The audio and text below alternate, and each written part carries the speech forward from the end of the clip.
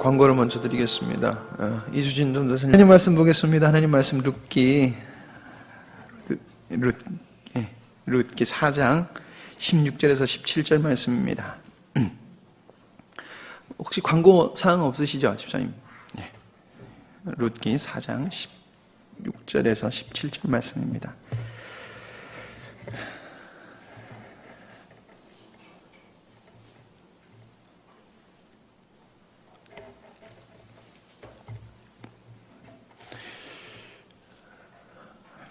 같이 읽도록 하겠습니다.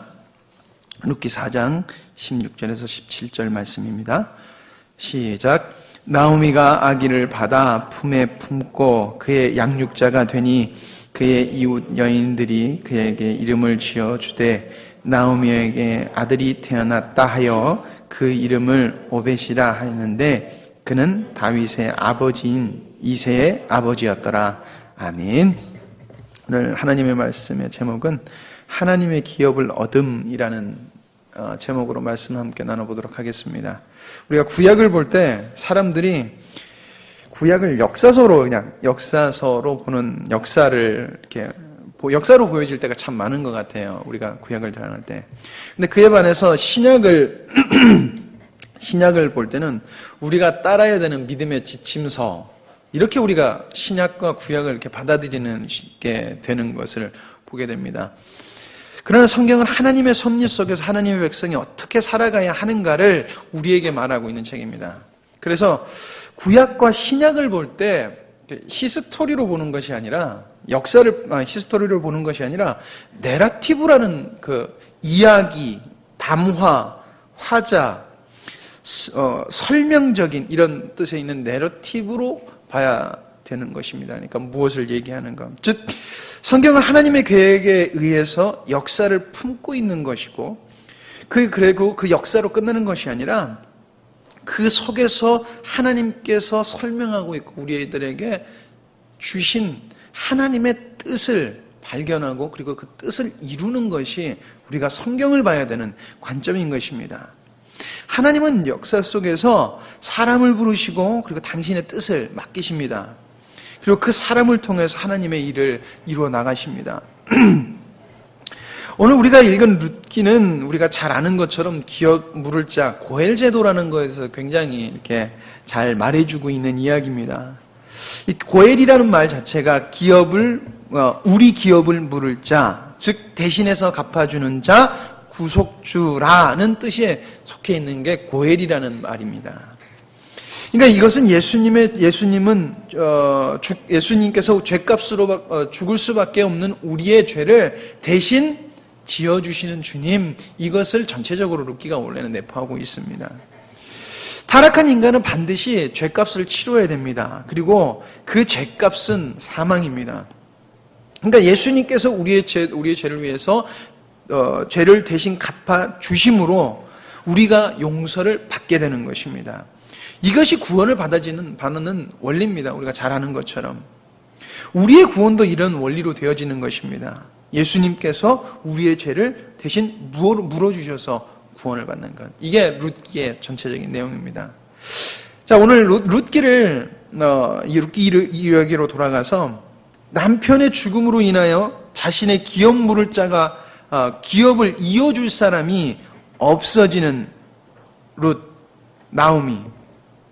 그것도 이방 여자 룻을 보아스라는 사람이 그 기업을 받아줘서 룻의 기업 물을 자가 생긴 것, 기업 물을 자를 얻는 것, 이것을 말하고 있습니다. 그래서 예수님의 가문인 다윗의 족보인, 그러니까 다윗의 할아버지인 오벳이 탄생하는 내용으로 이렇게 이야기를 마무리하고 있습니다.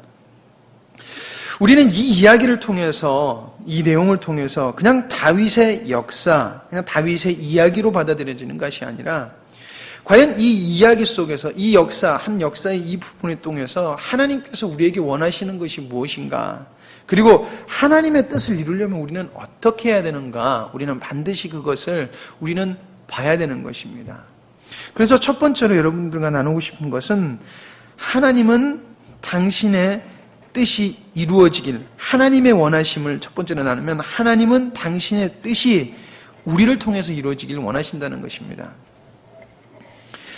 룻의 이야기는 그냥 단순히 불쌍한 여인이 극적인 로맨스로 다시금 행복한 삶을 살게 되는 이렇게 아름다운 이야기를 그린 것이 아닙니다. 그런 스토리지요. 근데 그게 중심 내용이 아니라는 것입니다. 룻기는 하나님의 명령과 그리고 그것을 하나님의 백성으로 기쁘시게 그 일을 행함으로 하나님의 뜻이 이루어져 나가서 정말 하나님의 기업이 이루어져 가는 것을 그리고 있습니다. 하나님이 우리에게 원하시는 것은 하나님의 뜻을 따라 당신의 백성이 하나님을 신뢰하며 살아가기를 원하십니다. 하나님은 당신의 백성이 당신의 뜻을 따라 살면은 그 삶과 그리고 우리 그 삶을 순종하는 그 사람이 있는 곳에 하나님의 나라가 이루어지는 축복을 해주십니다. 그럼 그곳에서는 하나님의 일하심이 나타나고 그리고 그곳에는 하나님으로부터 임하는 기쁨과 행복이 있습니다. 룻기에 등장하는 나오미의 이 기업을 물을 의무를 가지고 있는 사람이 있었습니다. 성경에 두 사람입니다. 보아스를 포함한 또 한 사람이 더 있었습니다. 그리고 보아스는 그 기업 물을 자의 첫 번째 순위가 아니라 2순위 사람이었습니다. 그러니까 1순위 사람이 나오미의 기업을 받으면은 보아스는 기회가 없어지는 거예요. 근데 나오미의 기업을 우리가 기업 물을 이것을 얘기하니까 그럼 나오미의 기업이 무엇이냐면은 나오미가 가지고 있을 이렇게 조그만 땅이 될 수도 있어요. 땅이라고 볼 수 있고요. 그리고 뭐냐면은 나오미라는 자신과 룻이라는 거예요. 이게 나오미의 기업이에요. 그런데 이 나오미의 기업 물을 자가 2명인데 2명 그리고 조금 2명과 땅 조금인데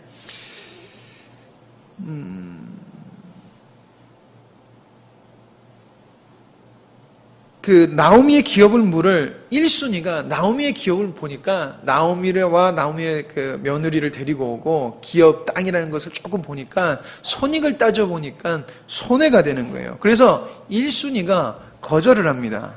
4장 6절에 보면 그 기업 물을 자가 가로되 나는 내 기업에 손해가 있을까 하여 나를 위하여 물으지 못하노니 나의 물을 권리를 내가 취하라. 나는 물으지 못하겠노라. 손익을 따져보니까 나오미를 데리고 오는 것이 별로 기쁘지가 않고 나에게 득이 되지 않는 거예요. 그래서 난 안 물으겠다. 그래서 2순위 보아스가 그 기업을 물으게 되는 겁니다. 우리는 이 사건 속에서 우리는 하나님의 말씀인데도 불구하고 그것을 기쁘게 받지 아니하고 손익을 따져서 하나님의 뜻을 지키지 않는 모습, 그 인간의 모습을 우리가 발견해야 되는 것입니다. 하나님의 인도하심이었지만은 1순위 사람은 하나님의 뜻을, 만약에 1순위가 하나님의 뜻을 사모했다고 하면은 그는 손익을 따지지 않고 그것을 받아들였어야 될 것입니다. 나오미의 기업을. 어떻게 보면 1순위 그 사람은 하나님의 그 나오미라는 기업이 자기의 기쁨이 되었어야 돼요. 왜냐하면 하나님께서 주신 명령이었기 때문에, 하나님이 기뻐하시는 것이었기 때문에. 근데 아마 1순위에게 이런 마음이 있었던 것 같습니다. 내가 안 물어도 2순위가 있으니까 2순위가 묻겠지. 내가 아니더라도 아마 이런 마음이 있었을 것 같습니다. 이것을 우리 상황으로 말하자면 이렇게 볼 수 있을 것 같습니다. 우리가 하나님의 일에서, 정말 하나님의 기뻐하시는 일에서 우리가 행해 나갈 때 나 아니고 다른 사람이 있으니까 나는 뒤로 빠져도 되겠지.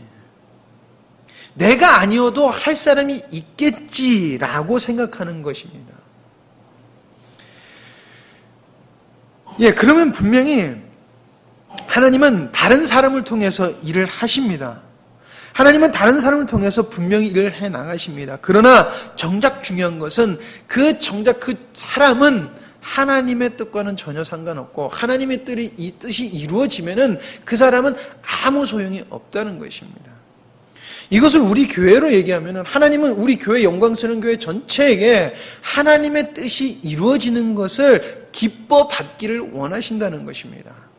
그런데 옆 사람이 있으니까, 어느 집사님이 있으니까, 우리 누구 형제 있으니까, 우리 누구 집사님 있으니까 라고 넘겨버린다고 하면은 하나님의 기업을 기쁘게 물었음에도 불구하고 보아스라는 제 2순위가 있으니까 넘겨버린 것처럼, 그 1순위가 어떤 이유에 대해서는 넘겨버렸던 것처럼 넘겨버린다는 것입니다.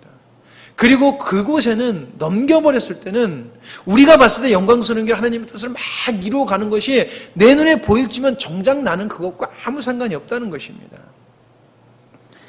하나님은 당신의 뜻이 당신의 백성을 통하여 이루어지길 원하십니다. 1순위가 거절했지만 보아스는 하나님의 뜻을 따르는 것, 하나님의 말씀을 순종하는 것을 기뻐합니다. 보아스가 장로들과 모든 백성에게 이르되 내가 엘리멜렉과 기럨과 말론에게 있던 모든 것을 나오미의 손에서 산 이래 너희가 오늘날 증인이 되었고 또 말론의 아내 모압 여인을 사서 나의 아내로 취하고 그 죽은 자의 기업을 그 이름으로 잊게 하여 그 이름이 그 형제 중과 그곳 성문에서 끊어지지 않게 하매 너희가 오늘날 증인이 되었느니라. 하나님은 다른 사람이 아닌 나를 통해서 하나님의 뜻이 이루어지길 원하십니다. 목사님도 아니고 믿음 좋은 다른 집사님도 아니고 나를 통해서 이루어지길 원하신다는 것은 우린 기억해야 됩니다.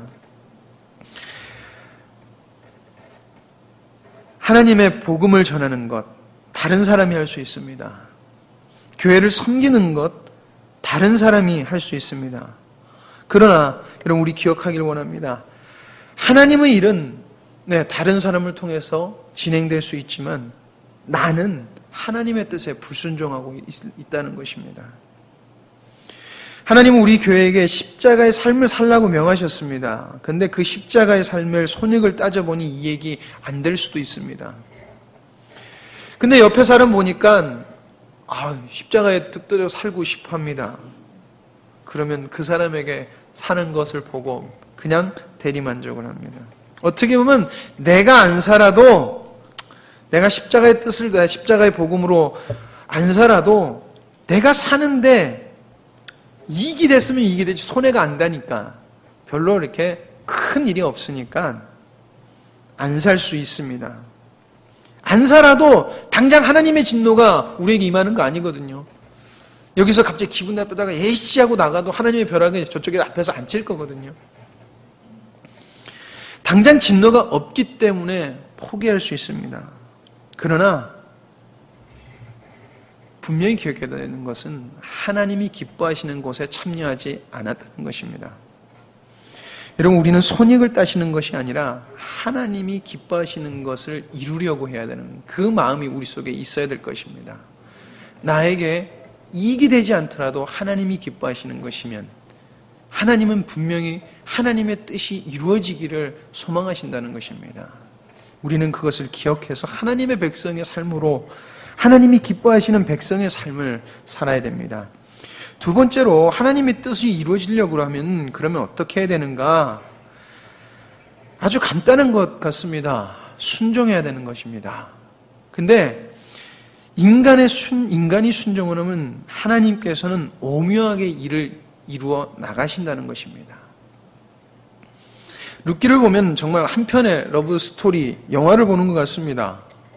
집안 남자들의 모든 죽음, 그리고 이어지는 궁핍함, 그리고 좌절스러운 미래, 그러던 중에 신락 같은 희망의 소식, 하나님께서 자기 고향에 양식을 풍성하게 주셨다는 그 소식. 그래서 먹고 살 것이 없어서 그거라도 내가 혹시 은혜를 받을 수 있을까? 고향으로 돌아갔고, 그리고 그 고향으로 돌아갔는데 어떻게 하다 보니 보아스를 만났고, 그 보아스를 만났는데 그 보아스가 나에게 호의를 베풀었고, 그리고 가까워져서 결국엔 결혼까지 하는, 어떻게 보면 굉장히 러브 스토리가 한 영화를 보는 것 같습니다. 근데 이것은 단순한 러브 스토리, 로맨스가 아닙니다. 여기에는 그들의 신앙이 들어가 있다는 것입니다. 룻은 불투명한 앞날 속에서도 하나님이 기뻐하시는 것을 선택하고 순종했다는 것입니다. 그리고 이 선택은 우리가 잘 아는 것처럼 미래를 포기하는 선택입니다. 나오미가 이제 고향 땅으로 돌아가야 되겠다고 마음을 먹었을 때 나오미가 두 며느리에게 이야기합니다. 나는 더 이상 너희들에게 남편을 낳아줄 수가 없다. 왜? 나는 남편이 없기 때문에. 이제 늙어서 내가 새로 시집 갈 수 없는 거고. 만약에 하느님 어떻게 해서는 내가 시집을 가서 내가 아이를 놓더라도 언제 커서 너희들의 기업을 물으겠냐. 불가능하다. 그러니까 고향으로 돌아가라. 내 마음이 너희들이 계속 날 따라오면 내 마음이 아프니까 제발 좀 돌아가라. 이렇게 말을 합니다. 그러나 롯은 평생 과부가 될 것을 각오하고 나오미를 따릅니다. 그리고 그것이 하나님께서 기뻐하시다는 것을 롯은 알았습니다. 룻기 1장 16절에서 17절 말씀에 보면은 룻이 가로되 나로 어머니를 떠나며 어머니를 따르지 말고 돌아가라 강권하지 마옵소서. 어머니께서 가시는 곳에 나도 가고 어머니께서 유숙하시는 곳에 나도 유숙하겠나이다. 어머니의 백성이 나의 백성이 되고 어머니의 하나님이 나의 백성이 되시리니 어머니께서 죽으시는 곳에 나도 죽어 거기 장사될 것이라. 만일 내가 죽는 일 외에 어머니와 떠나면 하나님께서 내게 벌을 내리시고 더 내리시기를 원하나이다. 어떻게 보면 롯에게는 나오미를 떠날 수 있는 충분한 명분이 있습니다. 남편도 없고 자식도 없고 그리고 시어머니인 나오미가 더 이상 해줄 수 있는 것도 없습니다. 하나님의 기업을 물을 것에 대해서. 그리고 나오미도 간곡하게 떠나라라고 이야기를 합니다. 괜찮다, 떠나라. 명분이 아주 충분했습니다. 그리고 지금 나오미를 따라가는 것은 잘 나가던 집안이 하루아침에 쫄딱 망해가지고 알거지가 돼서 돌아가는 것입니다. 그러니까 망한 집의 며느리로서 그런 불명예를 안고 고향 땅으로 같이 들어가는 것이에요. 룻기 1장 20절에서 21절에 나오미가 그들에게 이르되 나를 나오미라 칭하지 말고 마라라 칭하라. 이는 전능자가 나를 심히 괴롭게 하셨습니다. 내가 풍족하게 나갔더니 여호와께서 나로 비어 돌아오게 하셨느니라. 여호와께서 나를 징벌하셨고 전능자가 나를 괴롭게 하셨거늘 너희가 어찌 나를 나오미라 칭하느뇨 하니라. 그러니까 쫄딱 우리 그렇잖아요. 시집을 보내도 장가를 보내도 쫄딱 망한 집안에 우리 절대 안 보내잖아요. 그리고 명분이 있다 그러면 그곳에서 빠지고 싶으면 빠졌지 우리가 거기서 들어가고 싶어 하지 않는다는 것입니다. 아마 또 여기에 이런 수순까지도 있을 수 있어요. 왜냐면은 룻은 이방 여자였기 때문에. 고향 사람들이 이렇게 욕했을 수 있어요. 욕이라기보다는 수군거렸을 수 있을 것 같습니다.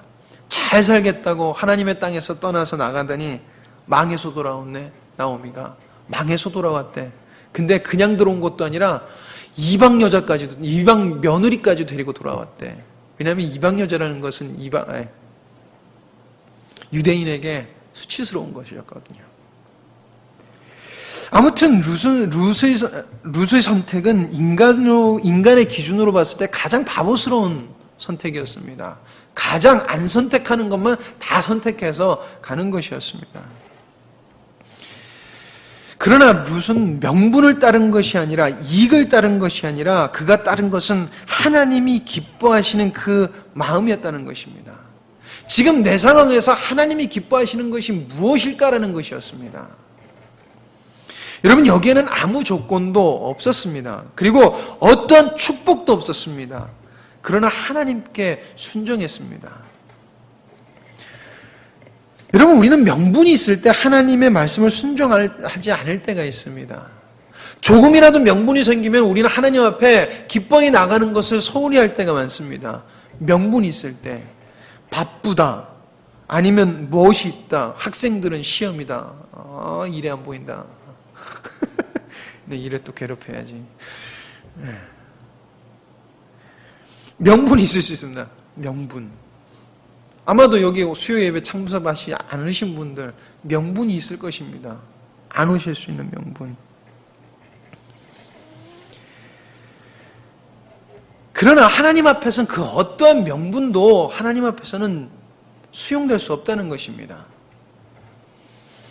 하나님의 말씀을 따르지 않고 순종하지 않는 것에 대해서는 그 어떠한 명분도, 충분한 명분, 이유도 수용될 수 없다는 것입니다. 하나님 앞에서는 받아들여질 수 없다는 것입니다. 그리고 불순종하면은 절대 하나님의 은혜와 하나님의 역사심이 없다는 것입니다. 여러분, 이렇게 하나님의 기뻐하심에 마음을 두고 순종한 룻에게 오묘하고 놀라운 일이 생깁니다. 그것은 보아스를 만나는 일입니다. 그리고 그 보아스에게 은혜를 입는 일입니다. 2장 10절에서 12절 말씀 보면은 롯이 땅에 엎드려 절하며 그에게 이르되 나는 이방 여인이거늘 당신이 어찌하여 내게 은혜를 베풀며 나를 돌아보시나이까. 보아스가 그에게 대답하여 가로되 내 남편이 죽은 후로 내가 시모에게 행한 모든 것과 내 부모와 고국을 떠나 전에 알지 못하던 백성에게로 온 일을 내가 분명히 들었느니라. 여호와께서 내 행한 일을 보응하시기를 원하며 이스라엘의 하나님 여호와께서 그 날개 아래 보호를 받으러 온 내게 온전한 상을 주시기를 원하노라. 룻의 순종이 보아스를 감동시켰다는 것입니다. 근데 그런 보아스가 감동을 받은 와중에 룻과 만나게 만났다는 것입니다. 그리고 여기서 기대도 못했던 사건이 벌어지더라는 것입니다.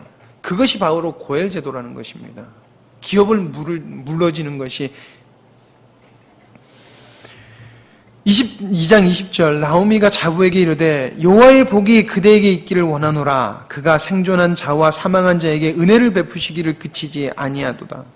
나오미가 또 그에게 이르시되 그 사람은 우리의 근족이니 우리 기업을 물을 자 중 하나이니라.